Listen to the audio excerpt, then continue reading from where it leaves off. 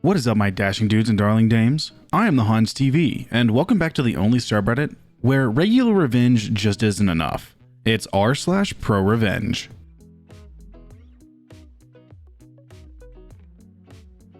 Our first post for today comes from Kibu Fox. Don't fire the guy who holds the patents. This is not my story. I was present for it, sure, but I did not see all of it personally. Rather, this is my father's story. So, some context. My father had a degree in mechanical engineering, either a master's or doctorate. It had taken him years to get, and he was very proud of that. Thanks to his training, he had found his way working for many well-known companies, working primarily with the procedures used to make various things. Over time, he'd privately began working on an idea that would revolutionize how school and gym lockers worked. See, my father realized that there was a problem with those type of metal lockers.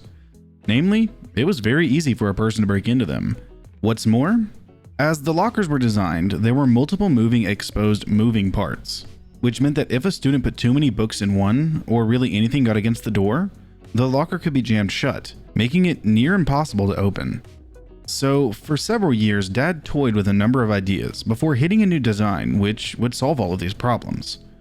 The inner workings of the locker's locking mechanism would be contained within the door in such a way that 1. It was impossible for someone to shim or break into, 2. The entire mechanism would be enclosed, and 3. It was relatively maintenance free.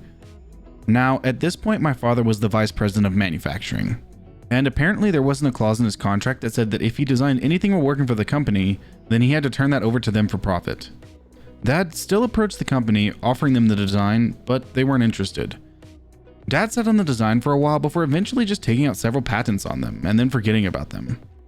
About 6 months after his first attempt at getting the company interested, the parent company's owner/chairman of the board passed away, and the board opted to sell some of the holdings. The company my dad worked for was part of that. The new owners were young guys who seemed to think that they knew everything, as young business owners always seem to think. And they set about changing 99% of the way things were being done. At some point, they stumbled across the plans my father had designed. Now, that's where things turned curious. They really wanted to start producing this new design, but as they didn't have all the plans and processes laid out for them, they had to turn to my father for answers. Rather than asking him how to do it or licensing the patents, as any reputable company would have done, they ordered him to turn over all his work, or else they would fire him. Dad stood his ground and refused. The new owners and my father went back and forth, arguing over details for several weeks, before finally the new owners fired my father for insubordination. So, on to the revenge. There may be more to this, but I'm not entirely sure if it's just pro-revenge. It could border on nuclear, based on what happened some years later. Though, I'm not certain that what happened later had anything to do with my father's actions. So, after cleaning out his office and packing things in the trunk of his car, my father headed home and made a few phone calls. He must have gone through 8 or 9 different calls before he got in touch with someone who was interested in what he had to say. See, my dad was under no illusions that the company that had fired him wasn't going to just make those patent lockers on their own.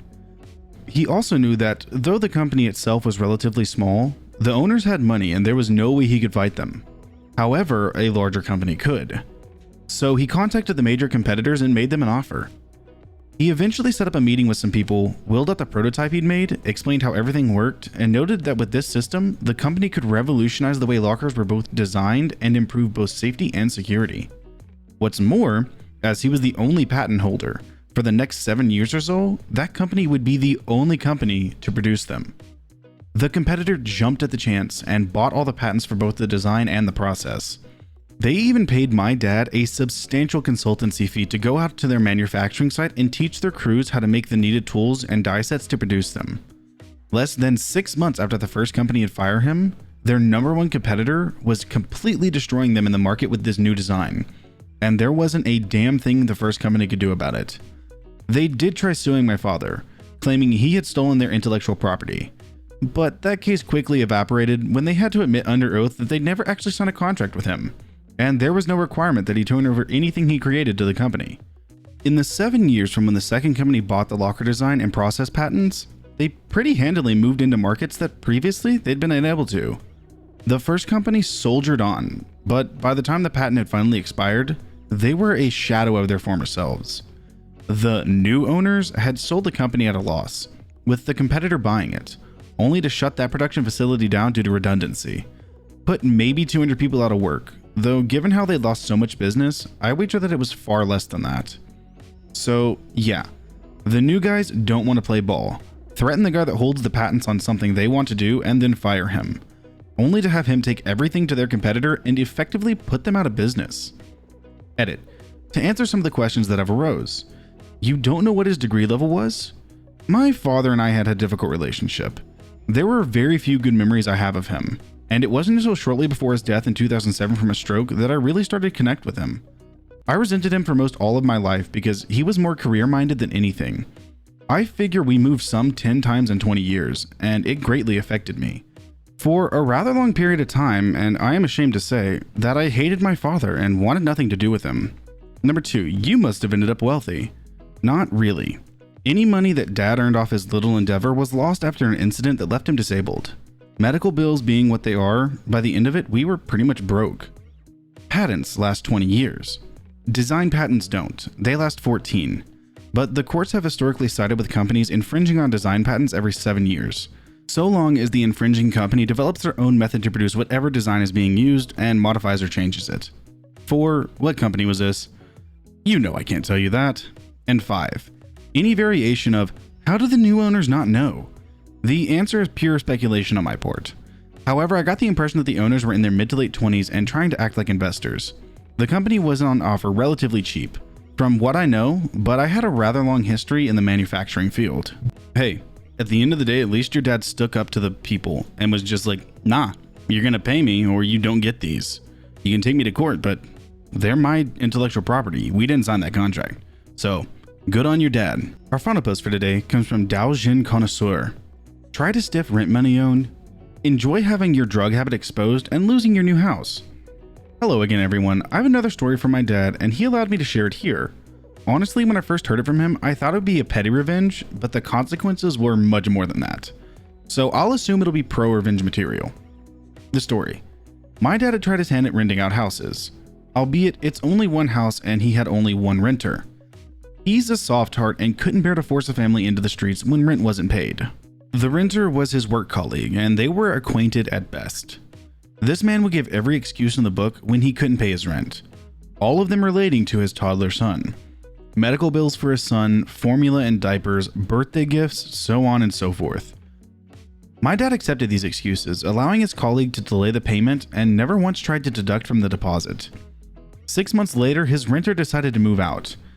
Turns out, the jackbutt bought himself a nice terrace house out in a good suburban area.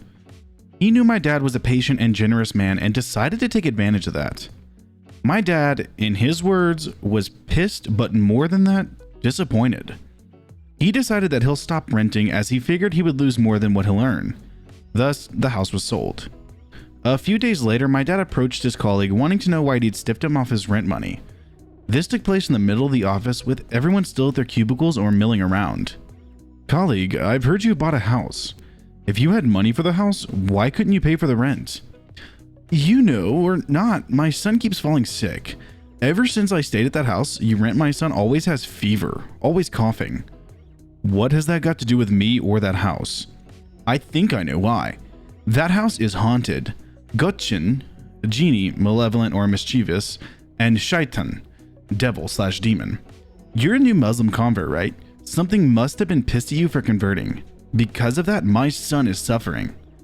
For context, us Malaysians still hold on to some superstition, though it's more prevalent in the older generations.